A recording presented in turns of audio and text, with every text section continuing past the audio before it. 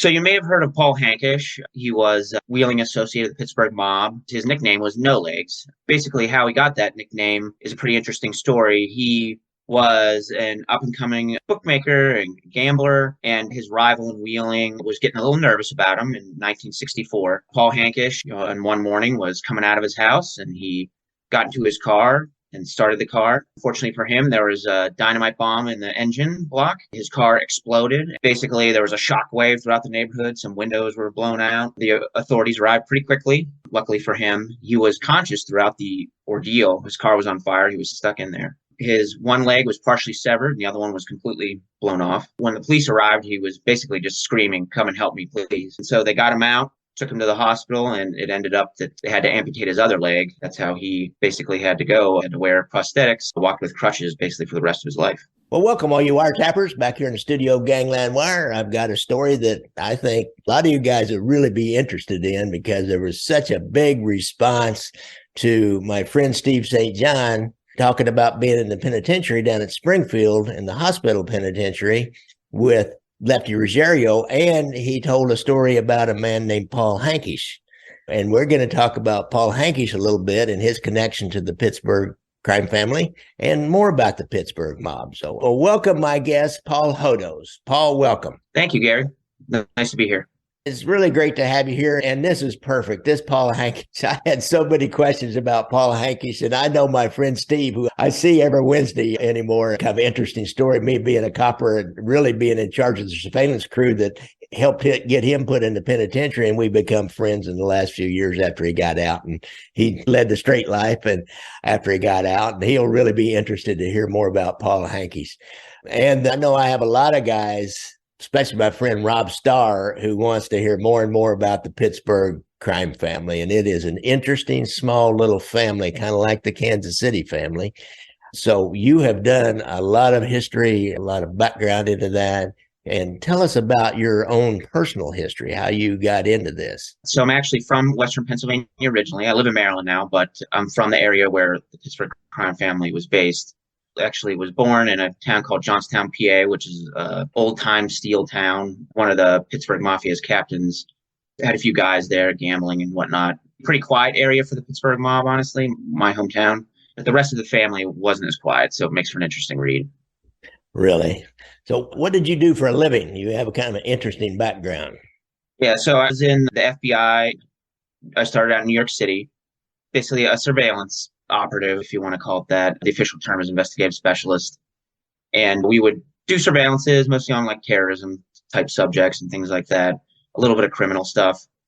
And I did that for 7 years. And then I moved on to headquarters and was there for over 10 years as an analyst. So a lot of writing, a lot of research, and that career, it helped me out, obviously, with understanding crime and terrorism and whatnot, but it also helped me with my writing, honestly, too. Yeah, really. So now, what about researching the Pittsburgh crime family? How did you go about that specifically? I'm sure you did some FOIA requests and. Yeah. FOIA was very important. My book specifically focuses on like the last decades of the family. So the family kind of went defunct in the 2000s, and I took it from the sort of like it's a story about the fall of the family. So FBI FOIA docs from that time, especially on the boss, Mike Genovese. And Pennsylvania did a bunch of really good reports, actually, that were basically just source reporting that they would package up and release to the public, believe it or not. Pennsylvania Crime Commission, a very good source for anything that was OC in Pennsylvania. And then a few interviews, former law enforcement, and a little bit of talking to some of the associates who are still alive, but not too much on the interview side, more documentary for sure. So the Pittsburgh crime family, this was after Big John LaRocca is what you're talking about, correct? Yes. And I go into Big John's reign because you have to do the backgrounds for each of the characters in the chapter. So it does get covered some, but the real focus of the book is post LaRocca. Okay. And that's Mike Genovese, who is not the Genovese from New York. We always have to make that distinction. So yeah, Vito Genovese had a brother named Mike, so there is a lot of confusion about that, but this is a different one. From what I've seen, he probably wasn't like really closely related to the Genoveses, Vito and Mike in New York, but maybe like way back, there was some family connection. They are kind of from the same area. Yeah. It's kind of like the O'Donnells from Ireland, huh? They're not all related. Exactly. Yes. Or the Jenkinses from Wales, they're not all related. Hmm. So, a lot of great stories. I know they got into drugs, and which historically was a no-no. Our crime family here, we had an associate that invested money into drug dealers, but no made guy ever got directly involved in drugs. And it looks like they got directly involved in drugs in Pittsburgh. So I bet there's a lot of stories came out of that. Yeah, for sure. That's one of the definite like items that made them fall. They weren't a very large family, as you mentioned. So when you get a few prosecutions, it can really cripple a family. And drugs were definitely a problem. Some of them did just do the investing, like you said, but because Pittsburgh made so few people, some of their associates were really key.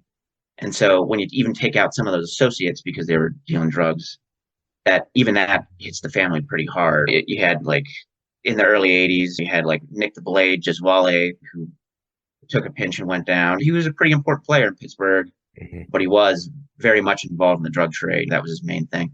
Yeah, what a name, Nick the Blade. Huh? Yeah. So we talked before about Paul Hankish. Now, how was he? He was an associate. He was not Sicilian for sure. I don't even know if he was half Italian, but how was he connected to the family? Yeah. So that was a kind of a hard thing to track down. It wasn't really documented too well. Like you could see him meeting with people in different documents and people that you interview with, but there was never any like a smoking gun where you could say like, was he actually kicking up? Like where was the money that he was making going? And because of that, I think a lot of people think of Wheeling as like a separate criminal entity, but it wasn't. And luckily, I found a former law enforcement officer who knew what was going on. And Paul Hankish would basically travel up to a little town just outside of Pittsburgh, and he would go to a restaurant called Orsini's, and he would meet with whatever made guy was basically handling him at the time. There were a few who did, and he would hand over the cash there basically. So from his gambling rackets, he was actually into drugs as well, selling cocaine and things like that. So organized theft, but he was just like everybody else in that area paying the family. And he is unique because, and this is kind of a Pittsburgh family thing because they had so few made guys. A lot of times associates were really in charge of big operations. So he was in charge of all of Wheeling, West Virginia, even though he was just an associate. And he had a crew of his own, a bunch of guys under him that were doing the work, and including murders and things like that. So he had a lot of independence, but he was still taking direction and paying up. And I don't know how much you want to get into him specifically, but we can get into his like backstory too. Yeah, Some. that would be interesting. Where did he come from? I mean, how does a guy like this, kind of a West Virginia hillbilly, if you will, maybe not a hillbilly, but a backwoods kind of a guy, according to Pittsburgh people, anybody from West Virginia would have been some kind of hillbilly or backwoods kind of guy. Yeah. Yeah. How did he get to this position?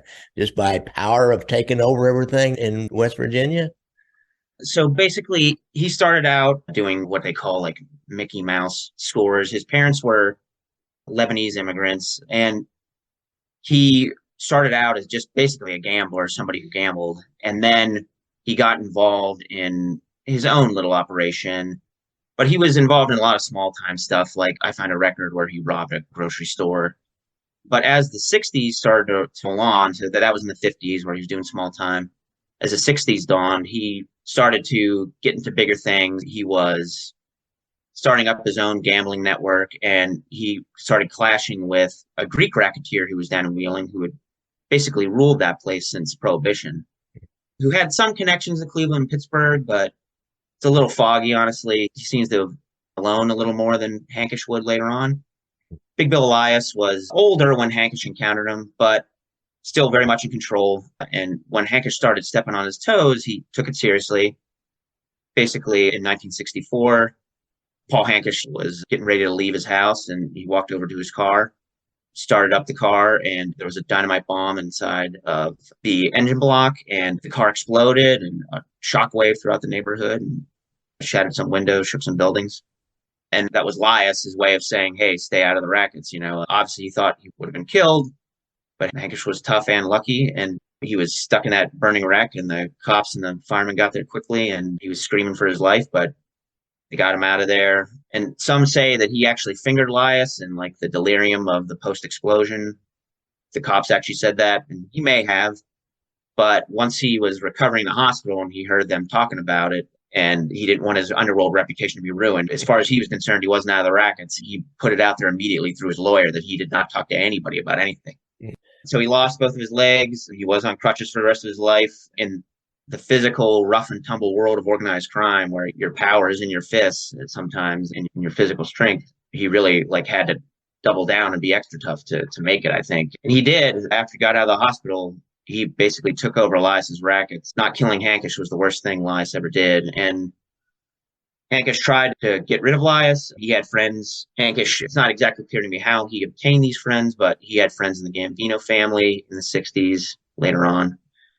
And they actually came by and tried to help him. They staked out Elias's house for a couple of days, but he basically never came out. And later on, Hankish learned that Elias was aware that there was a plot to kill him and that he was basically going to hunker down until that was done, and that law enforcement was getting wise to it as well. So he called off the hit. And basically, Elias survived until 1970 when he died of natural causes. But Hankish didn't forget the beef even after he was dead. There's a story that after the funeral, there's prayer cards out and there's a condolence book that Hankish had one of his associates steal those so that the family didn't have those mementos. Well, that's really interesting about this Paul Hankish. And you guys that are listening to this, go back and listen to my story with Steve St. John in the penitentiary, talking about Lefty Ruggiero and what a one-way guy he was. He tells a really funny story about Paul Hankish. You wonder about Paul Hankish and the mob. He only hung out with mob guys when he was in the penitentiary. He knew which side of the bread got the butter. And that's what Steve always hung out with, the mob guys. And Tony Salerno and, oh God, I think Tony Ducks Carollo were down there, and Lefty Ruggiero and Paul Hankish. And they all were sitting around one day, and Hankish wheels in, and Lefty Ruggiero says, you know, I don't know if I'd ever trust you. And Hanky says, well, what do you mean? He says, well, I don't think you're a stand-up guy. Steve said, Lefty, I think you've gone too far this time. So go back and listen to that interview. It's a really interesting interview with my friend Steve St. John. So thanks a lot for filling in on Paul Hankish. I've been intending on doing some background and find out about him for a while. It just seemed like, how could this, Peckerwood, as we call them, non-Italians, how could this Peckerwood be so connected? Well, obviously he was. He's connected to some Gambino people in New York. He's connected to Pittsburgh's family and this Mike Genovese. So he was a guy that knew, like I said, which side of the bread got his butter. Now, let's go into the narcotics. Who was involved in that? I believe I read that there was a Chucky Porter who was an underboss. Yes. You got any stories about that out of your book? Yes, for sure. I'm glad you asked about Chucky Porter. So Chucky Porter was, in my opinion, he's one of the main characters of the book, for sure. One of the biggest players in the Pittsburgh mob in the 80s, really the second biggest player below Genovese. And he was also instrumental in the fall of the family, too. So a lot of these gangsters were from basically Pittsburgh's Little Italy. Pittsburgh had several Little Italys, but one of them back in the day was called Larimer / East Liberty. And a lot of the original guys, the guys who were in the hierarchy from that neighborhood.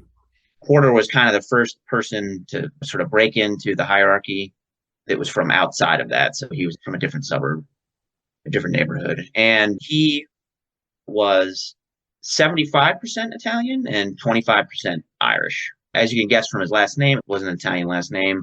Luckily for him, the Pittsburgh family didn't care much about that. They were very into making their associates succeed regardless of their ethnicity, because they knew that you basically have to work with what you have. If there's a criminal who's not exactly Italian, you're going to work with them. But Porter did have 75%, so that was his entree, because even an associate who had no Italian blood wasn't going to get made in Pittsburgh. That's not going to happen. But he had some of that blood, over half at least, and he started out life as a leg breaker for the Manorino brothers, who were very powerful gangsters in New Kensington. Kelly Manorino was the underboss until he died in 1980, and under La Rocca. And that's a good sponsor to have. And they trusted him with a lot of sensitive work. He ran gambling clubs. Before he got made, he was basically in charge of like a group of drug dealers who were working with him. They had a cocaine connection down in Florida that was basically importing Colombian cocaine. Guy was named Ramon Sosa. and they had another connection down there too. And they were pouring thousands of kilos into the Pittsburgh area eventually. And a lot of that business, it started to gain law enforcement attention, right? But despite that, Porter was very close to Mike Genovese and John LaRocca. He was photographed meeting with John LaRocca at his headquarters, which was at Allegheny Car Wash, if you can believe it. Very low key guy. And then once LaRocca died, Genovese pushed him to the head of the line to get made. He got made in 1986. And in 1987, the underboss at the time, a guy named Jojo Pecora, died. And Porter was immediately promoted to underboss. And it seems like after I had recently had a conversation with a former mob associate who basically said that when Porter started showing up at this camp that they had up in the woods where they would hunt, discuss business sometimes, that a lot of the old timers at camp were a little bit kind of concerned about Chucky Porter because of the drug connection. And plus, he was a new guy who new to them anyway. He'd been around for a while, but newly made. And he was not really looked upon with the complete trust because he wasn't from that old neighborhood too. But he gained acceptance from the person who counted, which was the boss, and he became the underboss. And long story short, all the drug stuff that he was doing before he was the underboss, and which he continued to do to a certain extent while he was underboss, came back to bite him because people started to get arrested. Some of them turned informant. And in 1990, there was a big trial in Pittsburgh. It was the biggest organized crime trial they had. And him and his partner in crime, who was also a high-ranking member named Lou Rauchi, they had met with Genovese every single day. They were definitely the most powerful members of the family at that time, the middle management, if you will. They were indicted along with a bunch of other people, and the people who were testifying against them were mostly drug dealers that they had under them. And they both got over 20 years, and Porter, in the end, decided to cooperate. And he wasn't a government witness who testified. He was a informant from prison. So for like 7-8 years, he was in prison. And the Pittsburgh family was keeping him updated on some things, and other crime family members who were hanging out with him in the prison because he was a pretty likable guy, according to all the people who talked to him. Even law enforcement kind of liked him. He was very personal when they interviewed him. He was like the perfect informant. And in the end, he stopped 6 murders from happening, mob assassinations he was made aware of. They fixed holes in the witness protection program because of him that allowed people to get information they shouldn't. And he was a key figure in the fall of the family, including giving them reporting on Youngstown, which later on that crew blew up as well in the late 90s. So he was pretty important in the early days and later on at the end. Wow. Sounds like your book's going to have a lot of interesting stuff in it, because I know you've got a lot more about that guy. I know you do. Tell me one other thing about that guy. How was he distributing his cocaine? Did he have connections in the black community? Because that's during these times, this is the 90s, and crack just blew up in the inner city, and it all came from the powder cocaine. Did the black contingency in Pittsburgh have its own connection, or was it all coming through the mob? So I'll be honest with you, I'm not completely sure. I know that Nick the Blade Giswali that we talked about, he was selling to a lot of different people, but I'm not aware of every one of those customers. And the Pittsburgh mob's connections within the city of Pittsburgh weren't too strong with black criminal circles. The only references I found were that the black gambling operators were paying the Pittsburgh mob back in the 60s for sure. And that the Pittsburgh mob was a little bit worried at that time that they were going to tell them to screw off and stop that revenue stream. But I never saw specifically the drug connections. Now, it would make sense that some of that would make its way over there, but I don't have anything direct that says it. Okay, yeah. I just saw one time, I made an observation. There was a mob associate here in Kansas City that had a pretty good cocaine operation going, and he was meeting with some guys, and it was a real quick little thing, and they saw me and they all scattered. There was something funny going on. There's about 4 black guys that looked somewhat successful. I didn't recognize any of them. And they were going to meeting this guy, and then all of a sudden, like I said, they saw me and they scattered like a covey of quail. I never knew who they were. So they probably did, so to a greater or lesser extent. So everything that the old-time mobsters warned the younger guys about doing these drug operations all came true in Pittsburgh. They started giving these, had drug addicts notorious. They're probably going to rat. And then they start ratting on the bigger guys, and they're getting such draconian sentencing by this point in time that they have incentive to talk too. It's not like they're getting a tray. As a guy told me, I can do a tray standing on my head. They're not getting a tray, man. Mm-hmm. They're not getting a deuce or a tray or 5 years. They're getting 25 years or something. And you'll get somebody to testify against their mother on that. But that's really interesting. Now, he was informing to get a reduction in his sentence or to get an early release. He was informing while he was in the penitentiary. That is interesting. I've never heard of that before. Yeah, it's pretty crazy. And they couldn't really use him against his old boss, Mike Genovese, because he had perjured himself a lot at his trial. His defense lawyer went up to him and rattled off every story that was told on the stand, which there were a lot of them. And Chucky Porter was saying, no, that's not true. That's not true. It wasn't that good of a strategy. And it did really lousy job of helping Porter because he got that big sentence for over, he actually got 28 years. Mm-hmm. But it did a great job of helping his boss, really, because his boss was never convicted of anything because they could not use Porter in any kind of trial. I see. And Porter was Genovese had insulated himself so well that he was really only using Porter during that time frame for money and things like that. And according to the FBI and the Pennsylvania state authorities, Genovese really wasn't convicted of anything major during his whole career. In fact, no Pittsburgh boss was convicted of anything major. All the way back to the 20s, they never went to prison really for a long time at all. That is one of the unique things about it. The family was hurt pretty badly by law enforcement, but the bosses remained safe. They were smart and secretive enough. So what's the status of the Pittsburgh fund today? Is there one? I don't think so. There's definitely still some associates running around, probably doing gambling. There were recent busts, just in the past 3-4 years, of some old time associates that were doing some illegal gambling. But other than that, the last made guy died in 2021. It was this guy named Thomas Sonny Ciancuddy. And he seems to have been pretty active in gambling up until the end and was probably getting envelopes from associates.